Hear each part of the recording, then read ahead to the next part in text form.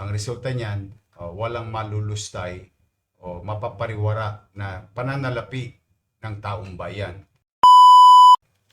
Yorme, ito po, hindi natatapos ang good news ating lungsod. Dahil nga po, bumababa na ang kriminalidad, nagiging mas malinis na po ang ating lungsod. Abay, mayroong pong 40% increase sa new business permits ngayong January 2026. Yes, nakakatuwa mo ka, no? Patuloy ang pagtitiwala ng mga namumuhunan na bumalik at maglagay ng negosyo sa lungsod ng Maynila. At yan ay pinagpapasalamat ko naman sa ating Direktor Levy Pacundo at sa po ng kanyang mga kasamahan. Manatag po kayo mga taxpayers. We'll make sure that your money that you entrusted to the city government will spend properly, efficiently, and it will be brought back to in a form of services sa ating mga mamamayan at sa inyo. At in our own little way also, we'll try to gusto namin the very least maging maaliwalas at panatag ang pamumuhay sa lungsod ng Maynila para may opportunity para sa lahat. At maraming salamat sa inyong pangunawa at suporta. Magbubuti po kami in our own little way. Thank you. Maraming salamat po. At handang-handa na po ang lungsod ng Maynila para sa anumang sakuna o kalamidad. Kaya kung mas pinalawig ang disaster preparedness ating lungsod, nagkaroon po, Yorme, ng groundbreaking ng Manila DRRM Office Flood Monitoring Command Center sa Santa Cruz. Oo, magkakabahay na sila, Mocha. After so long, no? Dito lang kasi sila nakikipisan sa atin, but we are now building something for them, for all the things that we need to get and gather, no? Data management, monitoring system, so that later on, meron tayong mga magagandang datos na pwedeng magamit para sa policy making and creation of program of governance and addressing social perennial problem with proper data, right solution, and right answer that we can give to our people. Then, ang resulta niyan, walang malulustay o mapapariwara na pananalapi ng taong bayan pagdating sa paggastos ng gobyerno ng lungsod ng Maynila. So, congratulations to Director Levy, Director Arnel Angeles.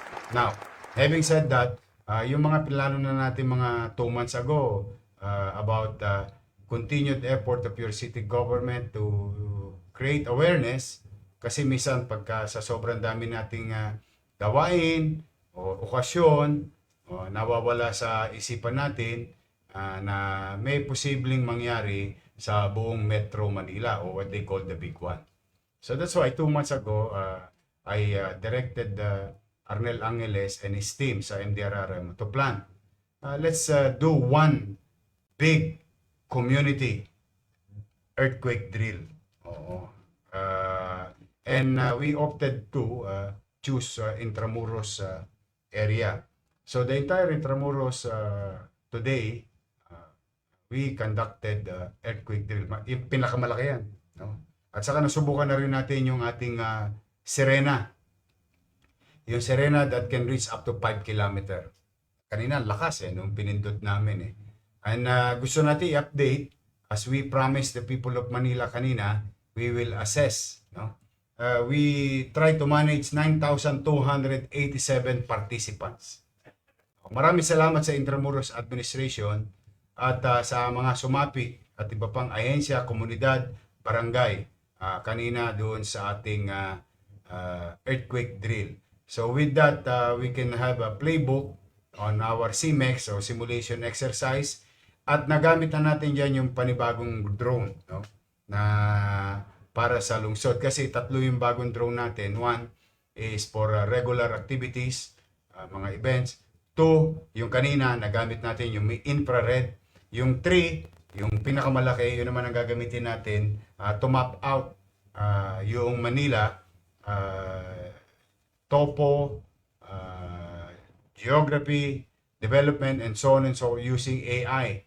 Included yung AI dyan. And those data is doon naman ilalagay sa pinagagawa natin bagong MDRRM. So, this is a series of activities, series of equipments, tools that later on magagather natin at doon makikita natin visually at ganitong sitwasyon, we may not have a perfect solution or such challenges when big one happen, but at least yung muscle memory ng taong bayan, muscle memory ng mga kawani ng pamahalaan, we continue to, kailangan ma-practice.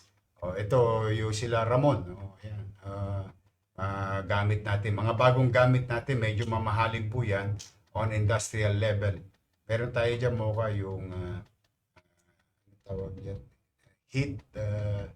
hindi heat seeker ang tawag doon eh. Thermal. Yung isang drone dyan. Makita yung tao sa building and so on and so forth. So, yan po mga kababayan. Congratulations to the MDRRMO family. Walang nangyaring aberya. But we've learned a lot of things. And thank you sa lahat ng participants. Sa buong Intramuros, 9,287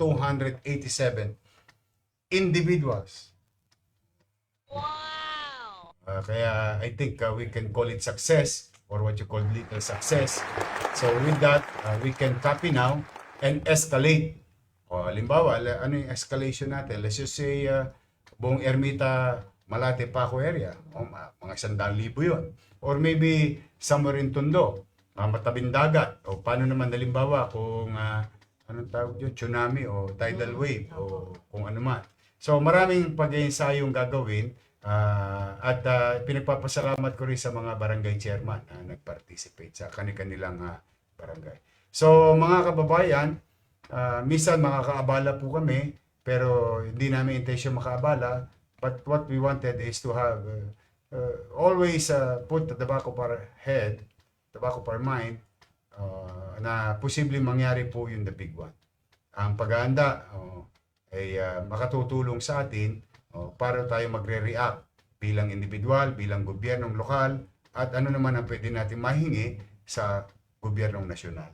So, pag pamisa-misa baka maabala po kayo, pero that's for good, good for everyone. Congratulations, MDRRMO.